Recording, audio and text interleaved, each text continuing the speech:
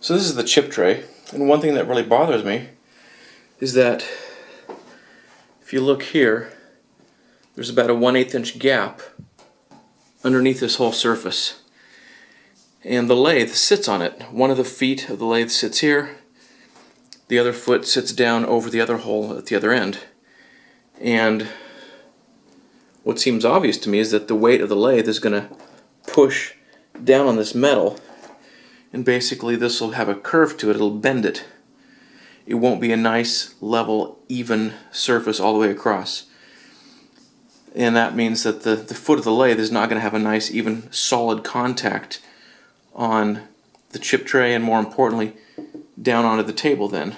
That weight won't get transferred evenly across this area. And that seems really bizarre to me that they would design it that way, so that this surface, you can see the edge comes up. Why in the world isn't this surface flush with this edge so that this is sitting flat on your workbench, your table? That's weird. So I made a couple of plates. I had this aluminum, it's 6061 I think, for the airplane that I'm building, the Super Baby Great Lakes. So I just cut out a couple of these, and I'm going to set this underneath the chip tray, underneath each of the feet. It'll line up with the hole. So it'll be underneath this, and it'll support the foot of the lathe and distribute that weight nice and evenly onto the surface of the table. So got two of these guys, and I'll put those underneath the chip tray, and then put the bolts up through and bolt the lathe down. But I gotta drill the holes first. Alright, so here's a little toolbox that came with the lathe. Cracked, but that's a little piece of junk. Doesn't matter. Let's see, what do we have in it?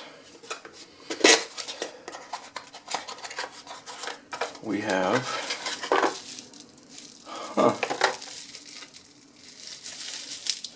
I would never have guessed that this came in it.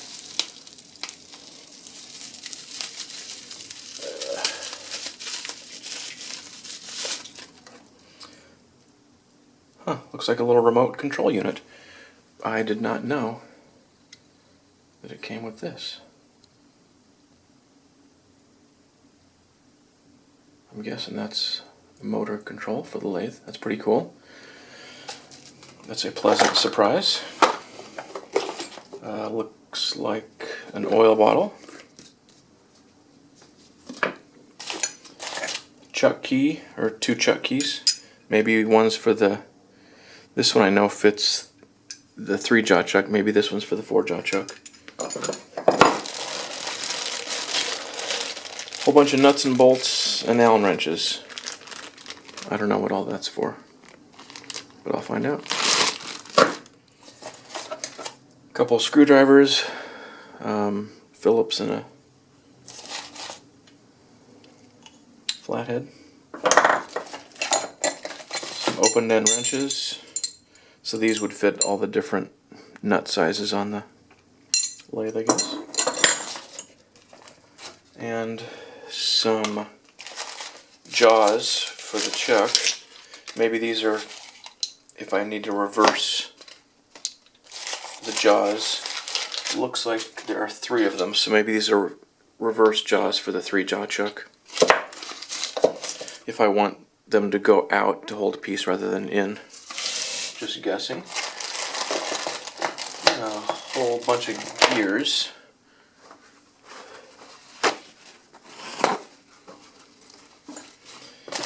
A whole bunch of oily gears. A bunch of small ones and a big one. Presumably for the lead screw, so you can get the exact tooth per inch count that you want for threading. A center, dead center it looks like, and a couple more centers. Maybe these are what I would use if I use the faceplate. But there's no lathe, there's no dog, so I actually am not sure exactly. But a couple more dead centers. This is a bigger one. These are smaller ones. last but not least, a couple handles. The handle for the carriage, that'd be this bigger one, and this would be the handle for the cross slide. The tailstock came with the handle on it already, as did the compound. So that's what those are. And that's it. So that's everything that came in this toolbox.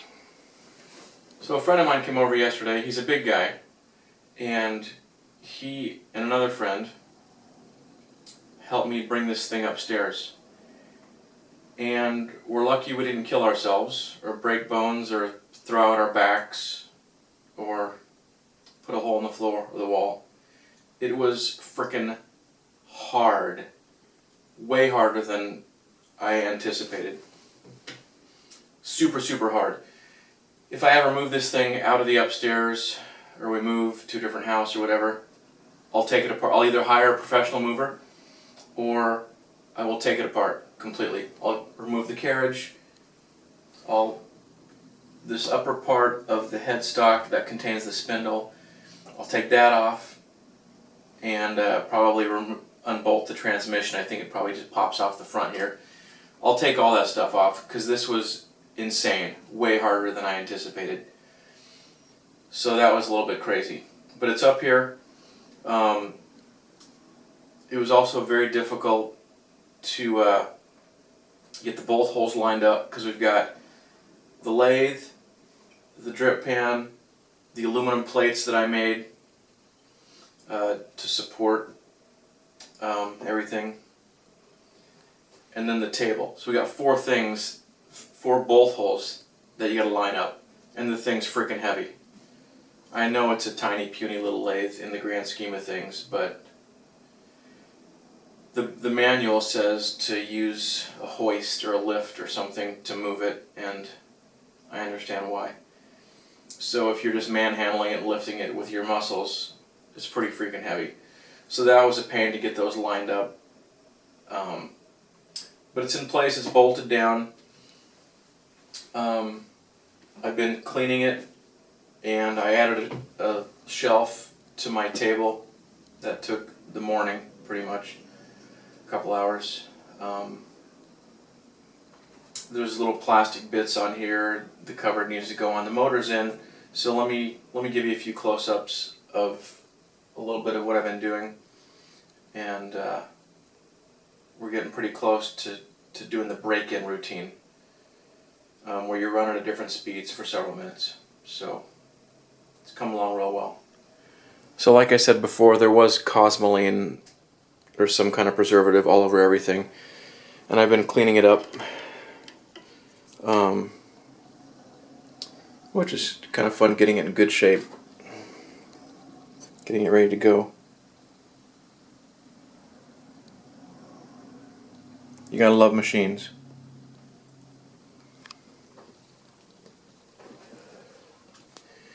The control panel, I don't know if you remember, there's this plastic, and bringing it up the stairs yesterday, we bent out the bottom. It's just sheet metal, so I'm going to try to get the plastic off of here that's behind the switches and stuff, and straighten this out a little bit. And as long as I'm here, so these are the screws that we're holding, or that hold the control panel in place, and you pop them off, and this thing, it just comes right off, just like that. So here's what's behind there. So here's the digital readout, the speed control, panic button. These are the start and stop switches, and this is forward and reverse. And then those just get bundled and go out to the back, and the electrical stuff is back there. So those cables would just go straight through here out into that rear electrical box. And you can see the spindle there, the top part of it, at least a little bit of it. Let's see, yeah, it's not too bright in there. Yeah, there's the bottom part of the spindle. So if you come to the back here, you can see, like I pointed out yesterday, the rear of the casting, that's the bed. So the casting that holds the spindle, let's see, okay, there's bolts right there. So you could undo those bolts. There's probably more in back. And just take the belt off, undo those bolts, and probably this whole casting comes off. And then the transmission is just, what's that, about 3 inches or so. And it looks like 4 hex head bolts. And then the transmission would come off the front. And it looks like you could undo this Allen screw and remove the lead screw after you remove the lead screw bearing at that end. Take the lead screw off, take the transmission off. So it seems like it'd be pretty easy to disassemble this thing. And trust me, taking it apart and putting it back together would be easier than carrying it upstairs. Trust me on that. And if you get one of these things, take it apart, bring it up in pieces, because it's frickin' insane to bring it upstairs. So here's the spindle, and there are 4 little, I don't know if those are magnets, I guess. You can see 1, 2, and then there's a pickup. That's for the RPM, I'm sure. Yeah, some of those wires go into this little box, and some of them come to the LED readout. And of course, these 2 knobs, those just go straight into the transmission. I was wiping under here just a minute ago, and I zipped across here with a paper towel with some WD-40 on it. WD-40, by the way, cleans this stuff off really nicely. Zipping along there, and that edge is sharp, ergo the band-aid on my finger gave me a deep cut. So that's sharp, so watch out for that. Normally you wouldn't even be touching that, but during cleanup you might, so be careful. There's a rack, and there's a pinion which is moved by this handle on the apron, and that way you can just hand crank the carriage back and forth. So that's what that is.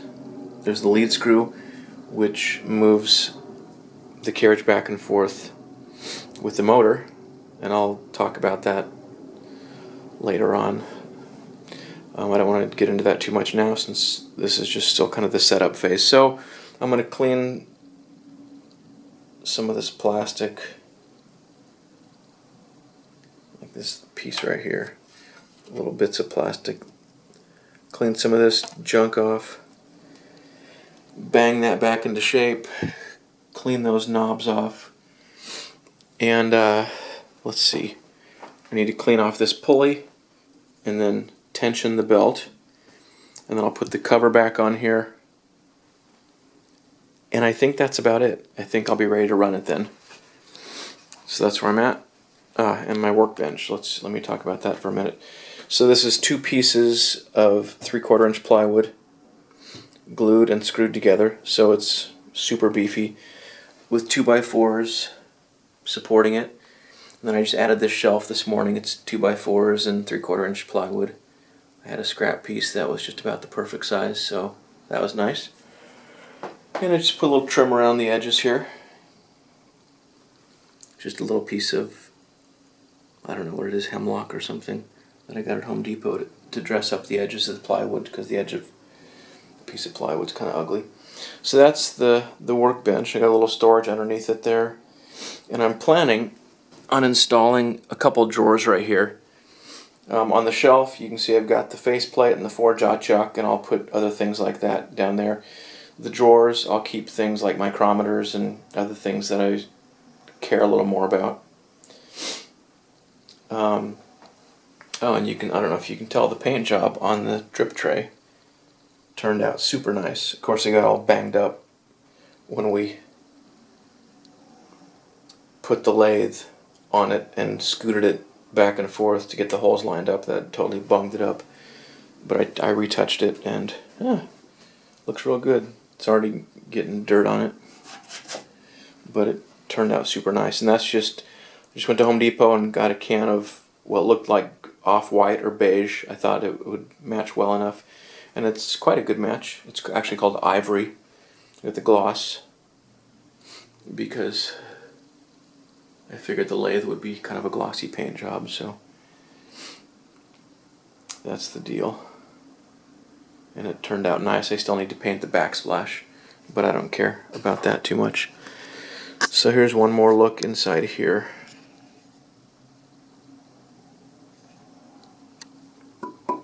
The housing for the spindle, and then down here is transmission. So really all this panel does is it reveals what's inside the casting that supports the spindle.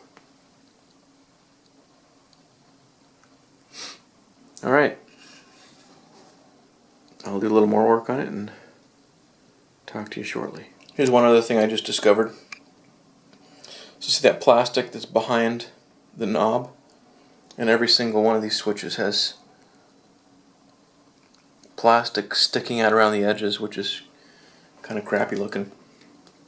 Here's the switch, and you can see there's a screw on the top and one on the bottom that just screws in and presses up against the faceplate, or the control panel face, to hold the switch in tight.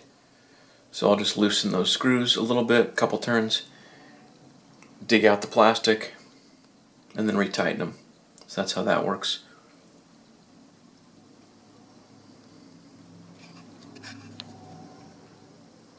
I think I'm ready to go. Ready to start it up for the first time. I got the belt tensioned. They say there should be about a 1/4 inch deflection. One thing I need to do is oil it before I start. The gearbox, or the transmission, which is essentially what it is, came from the factory with oil in it. You can see it's nice and clean, and it's up to the full mark. They tell you to change it after the break-in, and there's a break-in procedure, which I'll tell you about.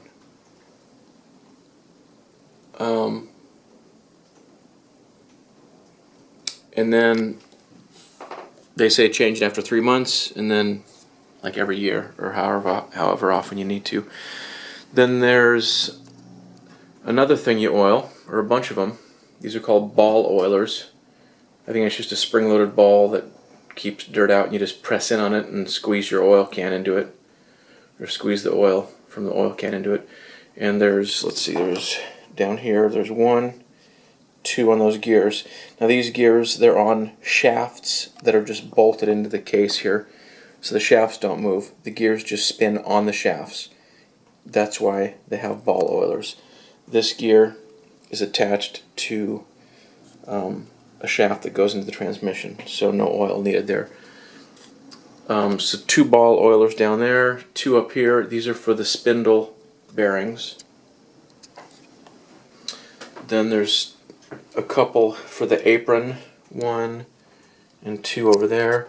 Then there's 3 for the cross slide. Then there's 1 for the bearing for the support end of the lead screw. And then there's 1 on the tailstock, which I don't have mounted yet.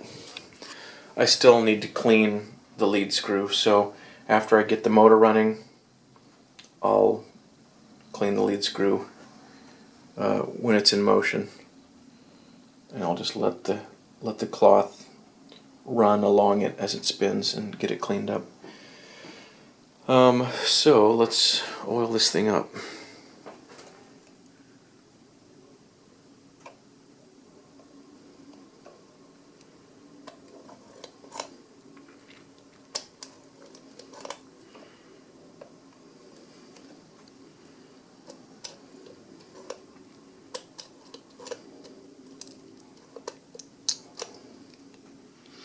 Well, I'm getting oil all over the place,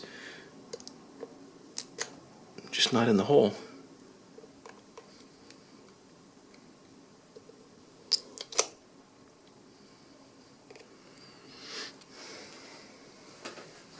Alright, this is one of the spindle bearing oilers, and these balls are a little bigger. The bearing and the hole are bigger, so the nozzle actually fits into it.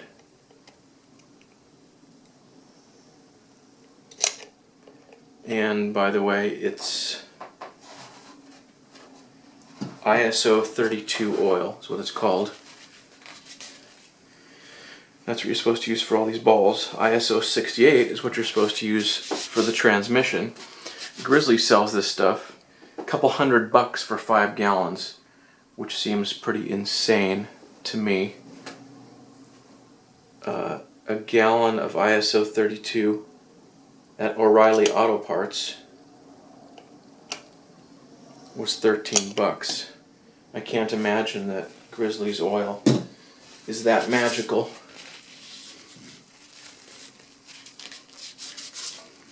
So, I'm not going to buy it.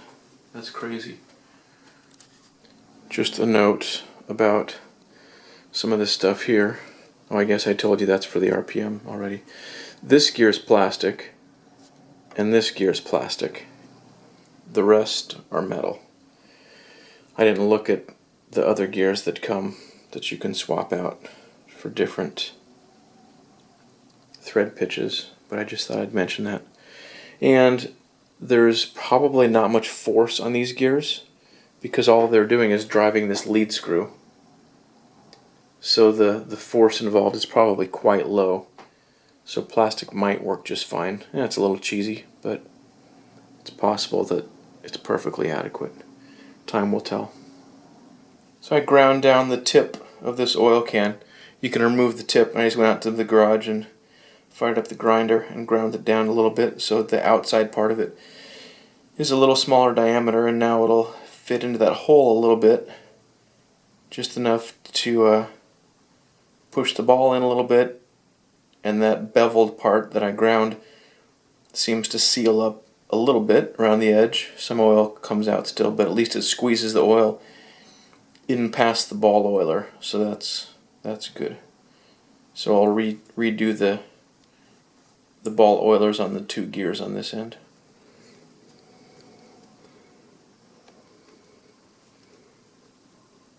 And we should see oil come out of the shaft.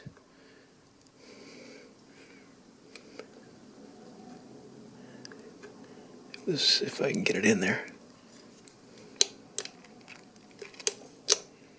Well, that didn't seem to do any better, did it?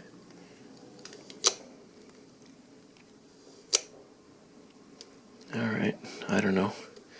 Maybe I just need to practice. It worked on another one of the small ball oilers.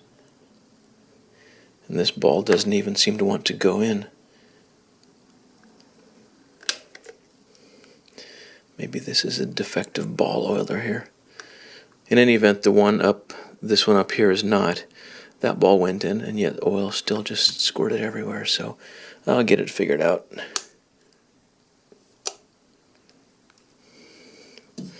Alright, moving on. Alright, now they say pump oil into these bearings or ball oilers until the oil that gets squeezed out is no longer dirty, till it's clean. I did this one once and dirty oil came out. That's a little cleaner. It's good enough, I think, for an initial run.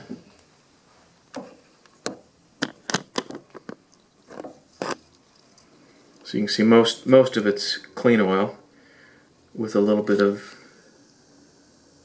dirt mixed